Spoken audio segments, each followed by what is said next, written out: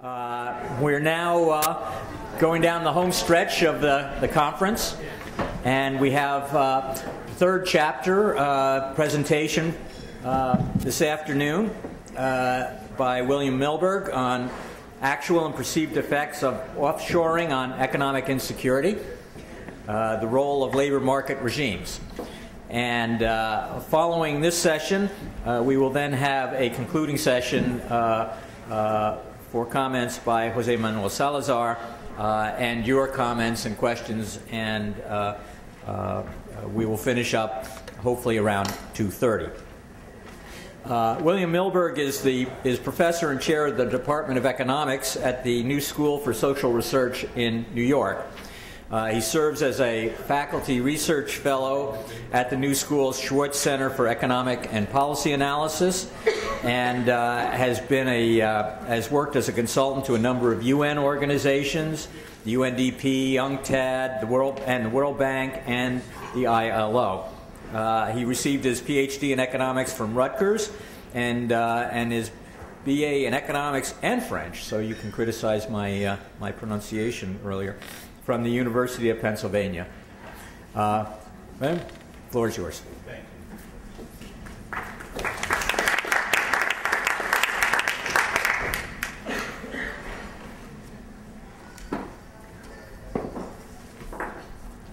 Thank you very much. And I wanted to just start off by thanking Mark and Marion and the Peterson Institute for the project and for this event. I'm really proud to be part of this project that joins the ILO and the WTO, which maybe the historic nature of that is not as evident as we sit in Washington, D.C., as it is around the world. And it's clear to me from this project that these two institutions need to collaborate. And part of the kind of takeaway from my talk is that labor market regulation and institutions matter, and they mediate the impact of globalization and trade liberalization in significant ways, and that raises the issue of whether there isn't some even potential policy exchange collaboration that should take place between the ILO and the WTO. But certainly in the area of research, I think there's a lot of fruitful work that needs to be done, and this is just a start. So congratulations to Mark and Marion for getting us started. This is joint work with Deborah Winkler, who is now a consultant to the World Bank and is here in the room today. And what I want to do in my amount of time is not go through every little detail of the chapter in the book, but to present some highlights and, as Margaret Macmillan did, to kind of extend a bit what was in the chapter to discuss some of the broader implications of it. Now, the topic is the actual and perceived effects of globalization, and much economic research by economist energy, in fact, over the past 10, if not more years, is on quelling the fears of the public about offshoring, about globalization, trade liberalization, dispelling myths of the negative consequences of globalization for labor markets. And so this research looks at the consequences of offshoring in OECD countries and compares this briefly to some evidence on the popular perceptions of globalization. And we take a somewhat different tack than most economic research. Rather than focus on the impact on workers by skill level, high skill, low skill, which is the typical dichotomy in the research design, we look at the labor share of income relative to the capital share of income. And we look at changes in the labor share across these OECD countries over time. And as Mark pointed out in the introduction, changes in the labor share comprise both changes in employment and wages. And so while it's a broader measure than the focus really merely on jobs or on wages individually, it gives a very general picture, we argue in the chapter, on economic security. How secure is the workforce over time? And if the labor share is rising, we see that as evidence of increased economic security, not insecurity, as the paper was not insecurity as it was introduced. It's about economic security. Using the labor share of income and its movement over time also, I think, gets at the important issue that was discussed this morning, which is how do productivity gains get shared? And of course, productivity gains per se aren't going to be good for workers unless they are distributed to workers. So they can take the form of profits, or they can take the form of employment and wage gains, or some of both, as is always the case. And the key question becomes, what's the distribution of those productivity gains? We can all believe in the importance of productivity gains, but looking at the labor share versus the capital share gets at the question of how are those gains shared. Now, the research in this chapter draws, as you might expect from a New School for Social Research person, on a somewhat eclectic set of research traditions. And I'll list a few. One is the burgeoning econometric literature on the labor share and profit share in OECD countries, which is, as the labor share has fallen across the OECD over the past 10 to 20 years, there's become significant concern about this. Secondly, we draw on the institutionalist literature on labor markets and social protection, sometimes called the varieties of capitalism literature, which identifies as significant institutional differences in how economies are regulated for understanding their performance. Discussions of economic insecurity, which even prior to the crisis, I'm thinking of Jacob Hacker's book and others, have emerged as so important in the discussion of the U.S. The privatization of risk and the problems associated with that is also a tradition we draw on. And then we look at these surveys of popular perceptions of globalization, which is a difficult and somewhat motley set of data that we try to make some sense of. So, in addition, lastly, as I draw out the implications, when I come to the end of my comments, what I look at even are issues of corporate finance and how corporate governance decisions related to shareholder value are related to this bigger question in the paper of how are the gains from globalization distributed. So we're going to draw on a very wide array of research, and it's certainly by far from the last word on the question, but I hope that it raises some important issues. The basic results, and I'm impressed that so many people had lunch and then didn't leave, but that you're still here. But the basic results, if you do have to leave soon, are the following. Across the OECD over the period 1991 to 2008, focusing on 22 manufacturing sectors in each country, offshoring and the labor share are positively associated. So labor share seems to rise with offshoring across the sample, but that broad econometric finding veils lots of details.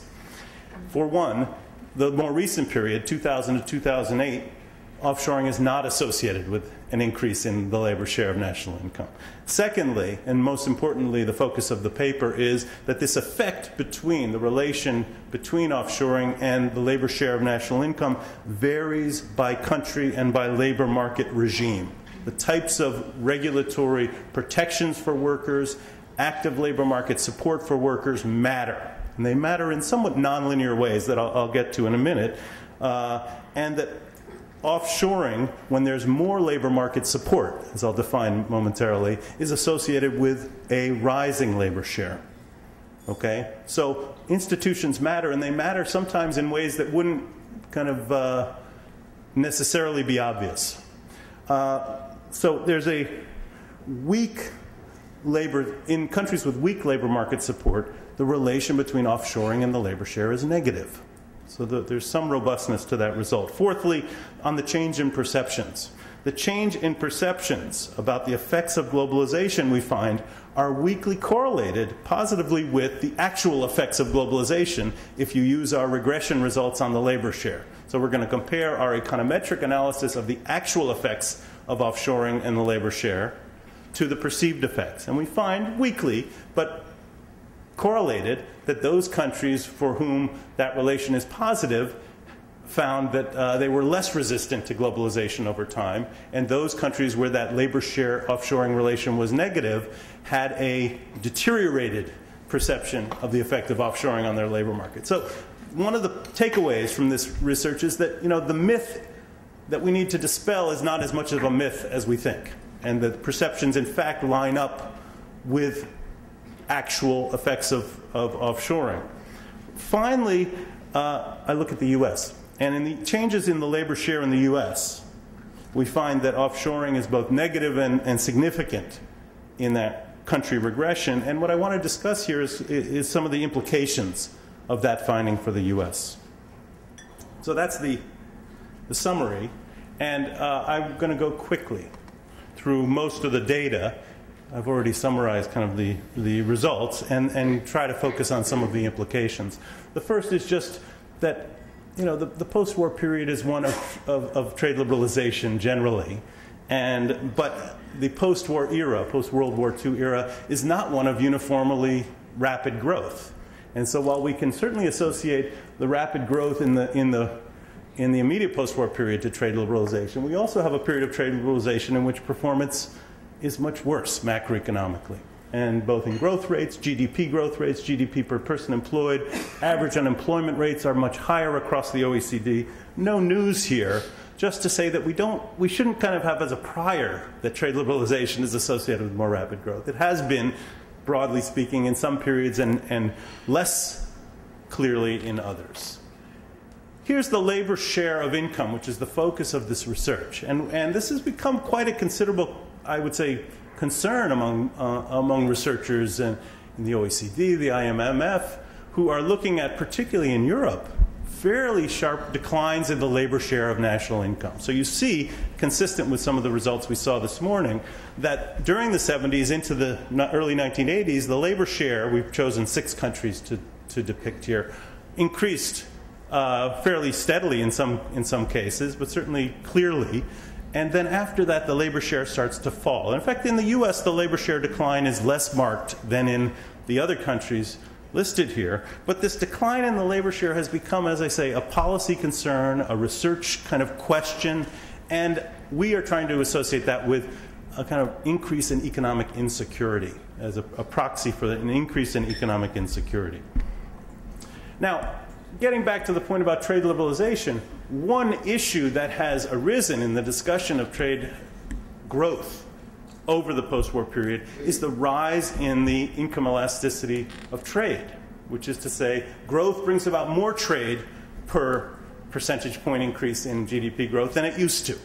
So we're now in a period, and this is Carolyn Freund's very interesting results, which show a monotonic increase in this elasticity of trade to income changes over the period, over a very long period, by decade.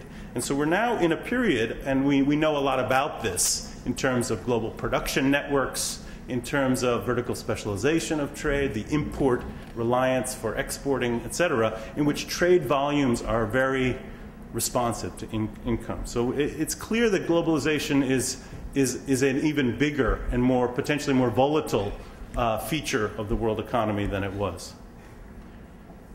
Our discussion of different labor market regimes focuses on 3 variables, and I'm actually going to go somewhat quickly to this picture.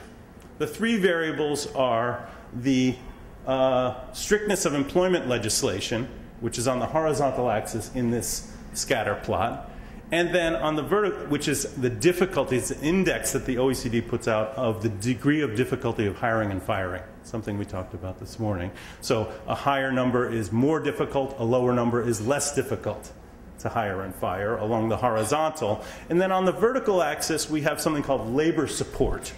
And labor support is a combination of 2 aspects of labor market policy. One is unemployment replacement benefits, and the other is what the OECD calls active labor market programs, training and other sorts of benefits that go to unemployed or dislocated workers. Okay, and what we've done in this scatter plot, which we didn't have, we did not draw in the horizontal and vertical line until we saw what it looked like, which is that we set the US equal to 1 for both. And then we calculated the values for all the other countries based on this OECD data, and it broke out in a very interesting way, in a way that revealed to us that there are different ways of organizing labor markets. No surprise, as I say. These are long traditions of understanding how different capitalist countries organize their labor markets. But this confirmed that in some ways, and we therefore drew those vertical and horizontal lines to try to identify 4 different labor market regimes depending on the degree of strictness of employment protection legislation and the degree of labor support. And those 4 groups are the 4 groups that we run our subsample regressions on later to understand if offshoring has a different effect in those different types of economies' movement in their labor share. And we've broken out a 5th group in the lower left quadrant, which is our East Asian model of Japan and Korea. So we actually broke out a fifth group there. So you see that the U.S. is the least strict in its employment protection and also provides the least support in the whole sample. That's not a function of the way we constructed the data. That's the relative position of the U.S. to the other countries. You see in the upper left what we're calling the flexicurity model. Denmark, Finland, Netherlands. In later analysis, we include Belgium in there based on more recent data. The Anglo-Saxon model has US, Canada, Great Britain, New Zealand, Ireland, Australia, all on the left and bottom. The East Asian is Japan and Korea, the flexicurity. The Rhineland has Sweden, Germany, and Austria, and our Mediterranean model has France, Greece, Portugal, and Spain. Somehow Italy got left out in the Mediterranean. So these are our labor market regimes. And there they are listed. We looked at that scatter plot I showed you, I believe, was for 2003 data, if I'm not mistaken. And we looked at more recent data, and we juggled the groups a little bit. And this is how they break out in terms of the sample. And what we're saying is that countries have democratically, in most cases, made decisions to regulate their labor markets in different ways. And this has consequences for the impact of globalization on workers. And very briefly, the background to this is breaking out the effect of offshoring on labor demand, in this case, into 4 effects. And I'll very briefly, does this work? Well, I'll very briefly talk about the 4. At the top, you see the substitution effect. When you offshore production, you substitute out of domestic labor into foreign. The productivity effect, which we talked about a lot this morning, is when you get a gain in productivity, you need less labor per unit of output. So that has a negative effect on labor demand. The offset to that, of course, is the scale effect. The scale effect is the increased demand for output and other inputs, which results from lower costs of production in offshoring. And the 4th effect on the lower left is what we call the markup effect, which is when an increase in profitability through offshoring leads to the prospect of either investment increase or a financialization, something I want to talk about when I talk about the implications of the U.S. case. So we have 4 different effects of offshoring on labor markets, and that's kind of the theoretical background to this work. Okay, very quickly through the econometric model, what we did was to take a very standard neoclassical labor share econometric model built on Bentolila and St. Paul's 2003 paper, in which we add a consideration for offshoring. So we try to take as standard a model as we can and add offshoring and see how offshoring affects the labor share, which is the left-hand variable.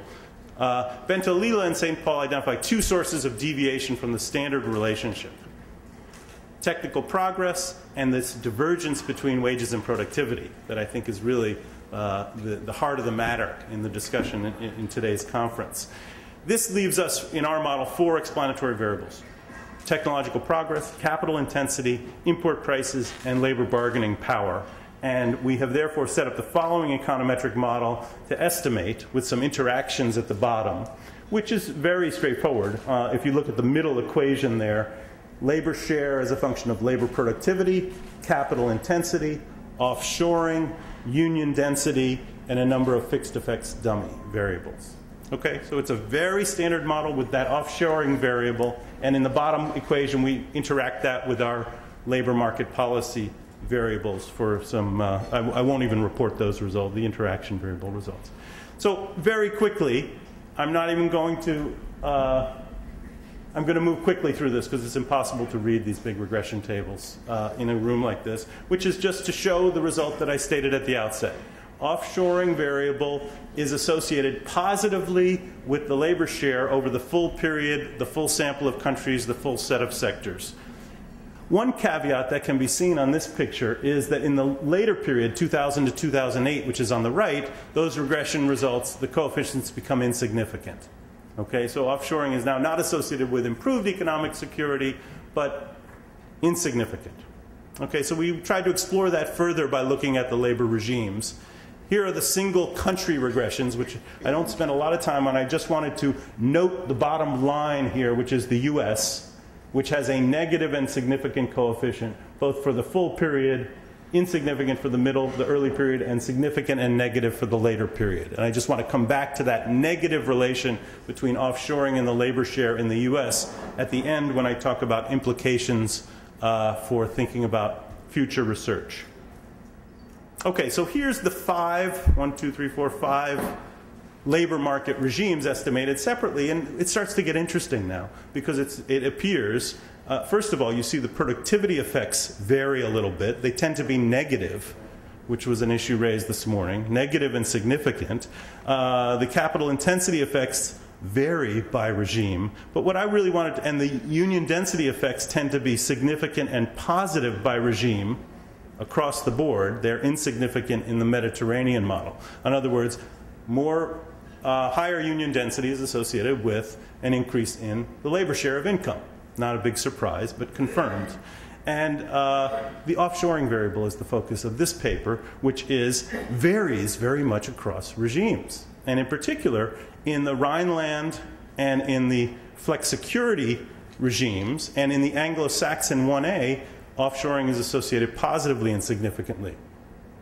Labor share is associated positively and significantly with the offshoring. And in the Mediterranean model, negative and significant. And moreover, when we break out the Anglo-Saxon model, which is to drop Australia, which has a very different relation to global production and global trade than the rest of the Anglo-Saxon countries in our regime, it becomes negative and significant. Okay? So we see that labor market organization already matters because the effect on offshoring, effect of offshoring changes in the labor share varies across regimes as we defined them before. And it appears that the flexicurity and the Rhineland models, which have in one case more labor market flexibility than the other, but both have fairly high labor market support above that horizontal line in the scatter plot I put up, show a positive relation between offshoring and the labor share. Greater economic security when there's more labor market support institutions in place. Okay, so that's a fundamental finding of the paper. Summary, I think I can go through, I don't need to go through it because I've said all the results. And now let me turn to the perceptions. And I'm going to do this briefly. There's a lot of perception data bar charts in the paper, and I decided not to show them to you. They're all blue and green and black, and they're hard to see from a distance. And they show changes over time in worker, or I shouldn't say worker, in populations across the OECD, perception of the effects of globalization on jobs. And I will show you two scatter plots which have a weekly negative relation between the change in the perception and the actual, on the vertical, is the actual effect of offshoring on the labor share taken from those regressions that you just saw, the country regressions that I showed quickly. And what this shows is that those that had a fall in their, the effect of offshoring on the labor share also tended to have a decline in their perception of the benefits of globalization. The question that we took the data on in this particular scatter plot is, when you hear the word globalization, what comes first to mind? And we took those who answered the relocation of labor to countries where labor is cheaper. And the percentage point change in those who answered the question that way was associated with the actual effects in the countries of offshoring on the labor share. A second one, again, weakly negative, and by far the last word on this question, was the question, which of the following two propositions is the one which is closest to your opinion with regard to globalization? Answer, threat to employment and companies. So we took the percentage point change in those, and again, those who saw a decline in their fear of globalization, their fear of the threat to employment and companies, were those countries weakly correlated with those countries who had a greater increase in the effect of offshoring on the labor share. So when offshoring was more positively associated with the labor share, there was a greater decline in the threat, in the perceived threat of offshoring. Okay, I want to turn now to the last point, which is about static versus dynamic effects of trade. And really, I think the impact of offshoring, and Catherine Mann has really done some great work on this, is most important for labor markets when we consider longer run implications, when we consider how the productivity and cost savings that are made by firms are reinvested. And so the question becomes that markup effect in that funny arrow diagram I had up previously, and whether or not firms invest in employment, innovation, and plant and equipment, or whether they invest in financial assets. So this is an issue that's become of great interest to me, and Deborah and I wrote a paper on this, which I'd be happy to share with you, and there's some future research that I'm planning to do on it. It's the question of, have corporate governance considerations regarding shareholder value affected this decision between innovation and investment in longer-term growth, which would generate jobs and employment, even if the profit share went up? So in other words, we're arguing that the profit share can be a sign of long-run economic increases in the profit share can be a sign of long-run economic security gains if, in fact, firms are investing in innovation and jobs and growth rather than in purely financial assets. So we began to explore this question, and we've done some econometrics on it, which I won't present, but I'll just talk briefly about these dynamic gains from trade, which are the reinvestment of profits and productivity gains from offshoring into growth and innovation. And here, what we look at is the profit share in different sectors. And we see that the financial sector at the top, profit share has grown. Profit shares have grown slowly, as I said, certainly since the 1980s. I really wanted to focus on the investment part of this, which I don't have. Here's the investment part, which is the red line is the goods imports. So that's the offshoring, developing country imports. This is now in the US. And the other two lines are corporate profit share as a share of corporate global value added, and gross fixed capital formation. So we had this concern when we just looked at the macro data that, in fact, on this decision tree between investment versus financialization, the investment was not keeping up in the same proportion at the macroeconomic level as the import share was growing, as offshoring was increasing. So we explored a little further, and as I say, we're still in very preliminary stages of looking at this kind of corporate governance decision tree. Another variable focused on investment is fixed investment as a share of gross profits. The dark blue and the light blue is private fixed investment as a share of gross domestic investment. So again, as the fixed investment line as a share of gross profits indicates, volatile and declining and concerning, because the issue of capturing the dynamic gains from trade is about a reinvestment of profits. So what we looked at is corporate governance behavior, and I'll move very quickly here, which is just the surge in the 2000s, which was the period of our great concern over the labor share and offshoring and the labor share.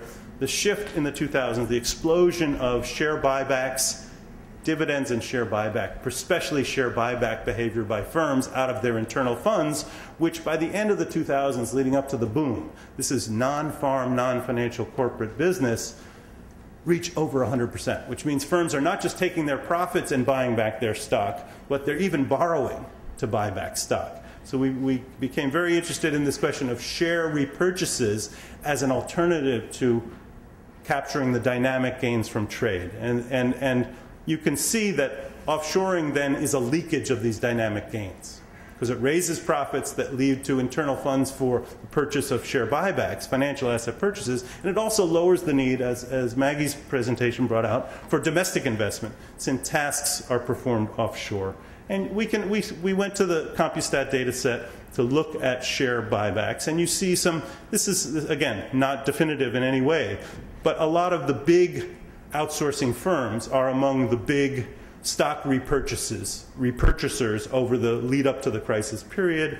I mean Walmart is down in the middle of the pack, but still at a very high level. Cisco, GE, you see big retailers, you see big IT firms, you see pharmaceuticals firms, J&J is there. You see some of the big outsourcing firms associated with very active share repurchase activity, leaking the potential dynamic gains from trade over the long run. Okay, I'm going to stop with the last slide, which is just that trade liberalization will increase task trade. Labor market institutions and regulations are significant in mediating the effect of offshoring on economic security. More labor market support is associated in our findings with a more positive effect on the labor share. Corporate financial considerations, oddly enough, can significantly affect the capture of dynamic gains from trade.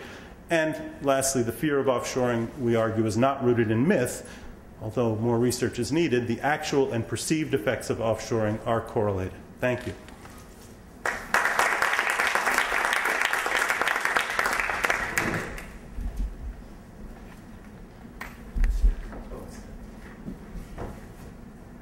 You were so concise that we have plenty of time for questions and comments. So the floor is open. Marion. Or Maggie, you want to go first? Go ahead. Oh, no, I mean, thank you, Marion. So I was curious about the database that you used to measure perceptions. Oh, yes. Yeah, and you know about the world. Sorry, what's the name of that data? There's two more databases: the World Values Survey, and then there's the Gallup poll. I'll tell you the sources. Yeah, and I wonder if you could use any of that information. We have not used the Gallup poll, but I'm just looking to the charts in the chapter with the sources, because one is the German Marshall Fund survey. I mean, our results, by the way, are not out of keeping with, I think it was maybe a Peterson Institute study by Matt Slaughter on FDI and how the workers most affected by FDI in the U.S. were most concerned about FDI. So it was consistent with that. I'm just looking at the sources, which are... No. What? Eurobarometer, right. Is that what you're asking? What are our data sources? And you're proposing another one. I don't really care. I mean, okay, yeah. I saw Eurobarometer on the slide, but yeah. I was just curious to hear more about the data if you're going to do any more work with it, and if you've thought about using the Gallup poll data.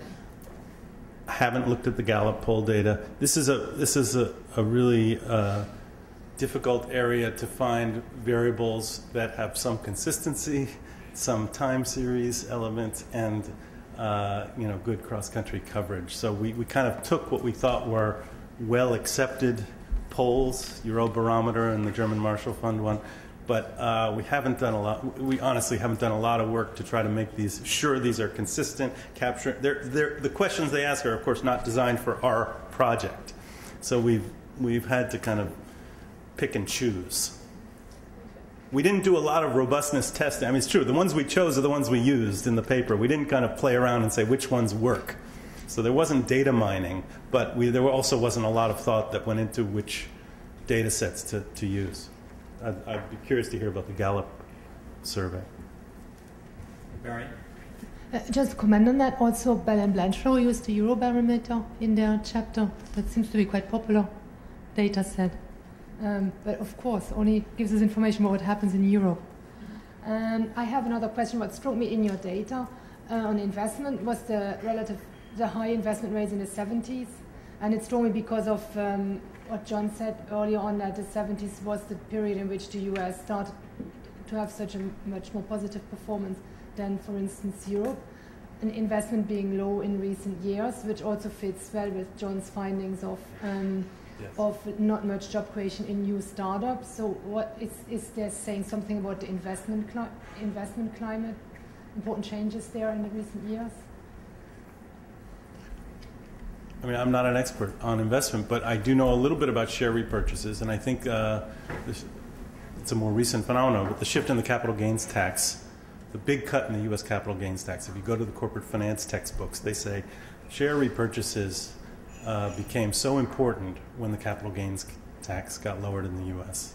Because it became a really low tax way to give back to shareholders. And I think, Bill Izanik has done a lot of work on this. And he's talked about the connection of this share buyback explosion to executive compensation schemes. That when stock options and executive compensation are linked, it's very much managerial interest to to do short-run behavior that raises share prices. And so share repurchases, which reduce the supply of stocks outstanding, and therefore, ceteris paribus, raise the price, become highly incentivized when the capital gain, when executive compensation schemes are structured that way. So I'm you know, that's a very small piece of an answer to a very big question, which is why has investment out of profits gone down in such a secular decline over such a long period of time? And you know, I tend to, again, we haven't kind of gotten into the growth and macro aspects of globalization here, but I tend to be more Keynesian in this regard, and to think that in periods of rapid demand growth is when firms reinvest their profits into expansion and innovation. So, you know, I think we've had obviously swings, and we've had booms and busts since the early 1980s, but it's generally been, as I showed in my first slide, a slower growth period, which is going to kind of, from a crude Keynesian perspective, induce a lower growth of investment. John? I had both sort of a technical comment, but then a broader comment. So let me make the technical comment. And maybe you guys worried about this in your study. In your early regressions, I always get nervous about regressions where the left-hand side variable has, for example, labor in the numerator of the left-hand side variable, and then there's several right-hand side variables which I believe have labor in the denominator. So this is what we call division bias. And so that's going to just induce, essentially, particularly if there's any measurement error, spurious correlations. And so, well, how do we overcome this? We use various IB strategies, or we try to come up with, instead of using sort of kind of broad proxies for technology and capital intensity, we try to get what are the driving forces to why capital intensity change. We, in the literature, people have for example, tried to get at changes in the price of capital goods and treat that as the exogenous factor. So that's kind of a technical comment as to whether you've explored alternative identification strategies that can overcome division bias. So the broader question, which I think is, I was struck by listening to your remark, but also thinking a little bit about the microevidence I know and been worrying about a lot, is in the microevidence I was talking about this morning, but also work that people like Brad Jensen, who's been affiliated here for years, has sort of shown is, when you look at the micro data in terms of relationship between wages and productivity and offshoring, as well as being engaged in international trade, exporting and importing, there's a very strong positive correlation. That is, the high productivity plants are those that pay high wages. They are more likely to offshore, and they are actually more likely to engage in trade, both in terms of imports and exports. And so, in the cross-sectional data, if we're just sort of saying, okay, what are these guys doing? These are amongst the most, I'll say, successful businesses on many different dimensions. Now, that doesn't necessarily translate into macro positive correlations, is the point. But it's still important in terms of, I think, understanding the mechanisms that the businesses that are here that are at the top are actually, as I say again, high productivity, high profitability, and high wage businesses. That correlation is really strong in the data. And so then the question is, and this is partly related to Maggie's talk earlier, is, well, it may be that the way they partly got there, depending upon the nature of thing, that they downsized in some key way. They got rid of their low-skilled workers, right. And what happened to them? That's obviously what we're partly about. But I still think it's important to get that, kind of understand that micro correlation is going there in the data. Great questions. I don't know, Deborah, if you want to say anything about the econometrics, but I'm going to not comment on the econometrics question. We've thought about that issue, and we've done some work with that issue, and I think we have circumvented the problem you raised, but it would take longer discussion to convince you, probably. I want to just also briefly address the second question, which is the big one in the room. I think that's the big one. It's not even an elephant. We're all talking about it, which is how are productivity gains shared? And in this micro data, which, by the way, is precisely Jensen's data set that we're hoping to use to do some future research on corporate governance issues and trade. So I'm glad you raised it. I'm very excited about that project. I mean, look at, you gave the answer yourself, which is you're shedding lower productivity jobs, and therefore employment's falling. Even though wages per worker, on average wage is rising, employment is falling significantly. I mean, take IBM, right? I mean, IBM is really the great company in terms of globalization. If you had to pick a prototype firm, who has successfully transformed themselves from a dying industrial company to a dynamic global company? I'd say IBM's a good candidate.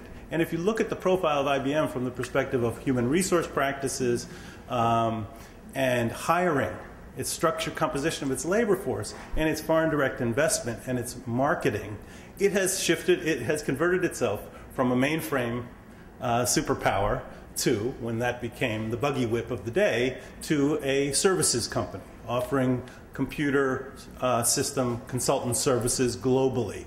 They have moved to a much younger labor force, which is lower paid per engineer or computer. So their average wages by occupation are actually lower. They've shed enormous amounts of labor. They've gone overseas, and they've become really a global competitor with the Y-Pros over in Bangalore. And they've succeeded. Their profitability has been maintained with fewer jobs in the U.S.